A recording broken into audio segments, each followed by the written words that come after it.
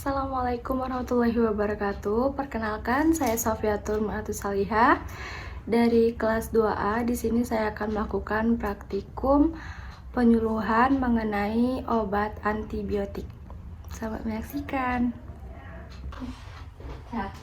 Oke, bismillahirrahmanirrahim. Assalamualaikum warahmatullahi wabarakatuh. Waalaikumsalam warahmatullahi wabarakatuh. Apa kabar ibu-ibu semuanya di sini? Alhamdulillah. Sehat juga. Baik, sebelumnya saya perkenalkan, saya Sofiatul Ma'atus Salihah. Di sini dari mahasiswi Prodi D3 Farmasi.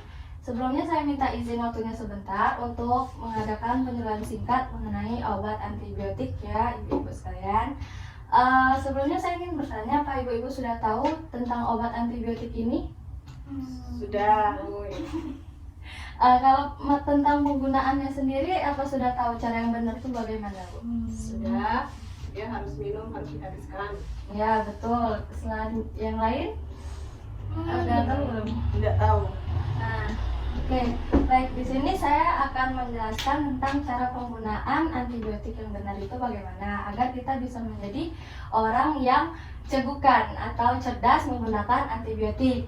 Nah, sebelumnya itu saya ingin menjelaskan dulu mengenai obat antibiotik itu sendiri. Nah, obat antibiotik ini adalah obat yang biasanya digunakan untuk mencegah dan mengobati infeksi yang disebabkan oleh bakteri. Pada umumnya itu biasanya tuh paling sering kita temukan kayak amoxicillin.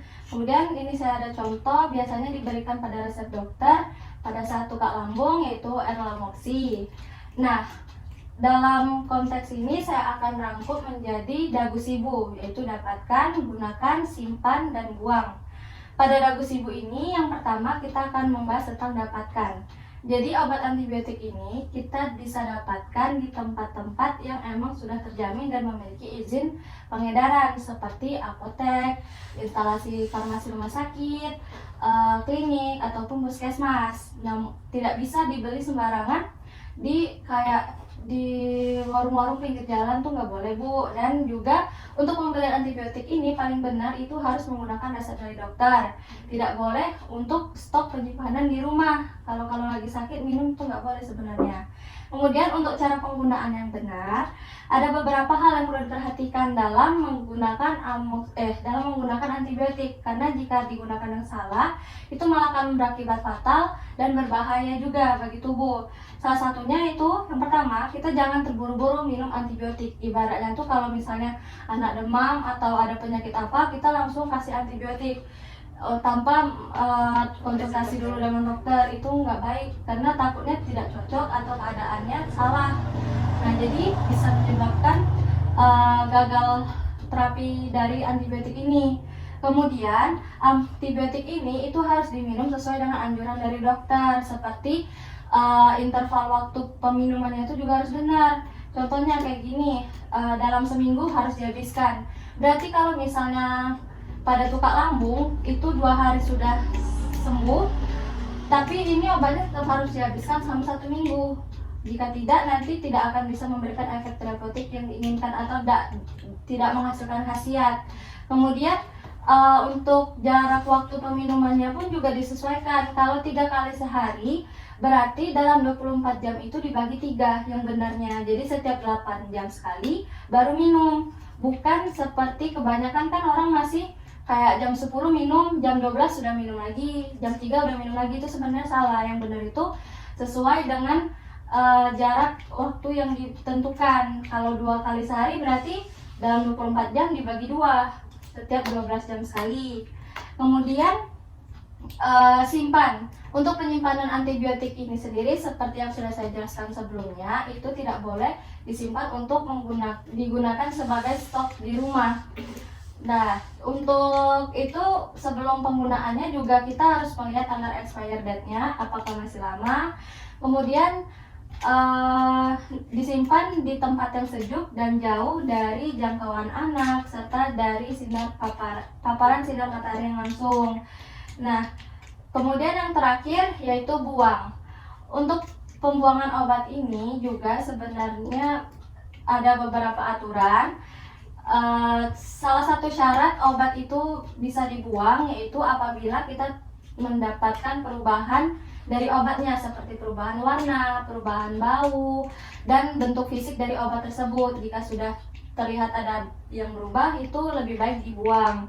Dan untuk cara pembuangan obat ini sendiri, itu ada beberapa. Yang pertama, jika obatnya berbentuk tablet atau padat seperti ini, kita bisa membuka bungkus dari kemasan aslinya, kemudian tabletnya itu kita hancurkan, atau kita dapat langsung menimbunnya di dalam tanah. Kemudian kalau untuk tipe obat yang larutan atau cairan, itu bisa kita encerkan lagi menggunakan air, atau bisa kita isi pasir baru kita buang. Namun yang paling penting sebelum membuang obat, usahakan label atau penggunaan nama obatnya itu di label etiketnya itu dibuang, jadi tidak bisa disalahgunakan. Kadang kan ada orang yang udah kayak gini langsung dibuang aja pas sudah expired, takutnya nanti malah disalahgunakan sama orang.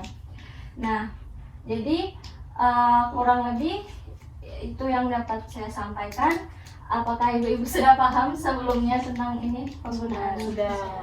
Nah ya, jadi diharapkan nanti ke depannya tuh jika diperlukan, ibu sudah tahu cara penggunaan obat antibiotik yang benar bagaimana agar dapat memberikan efek yang diharapkan.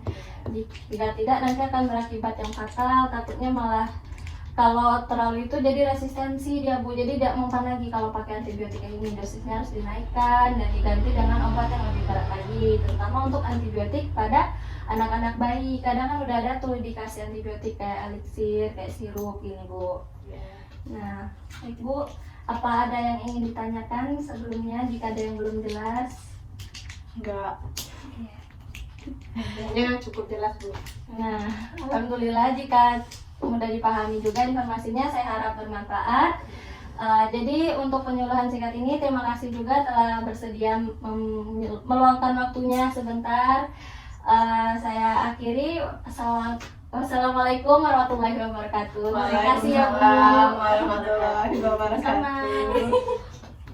Tangan aku udah bangun. Thanks for watching. Please subscribe.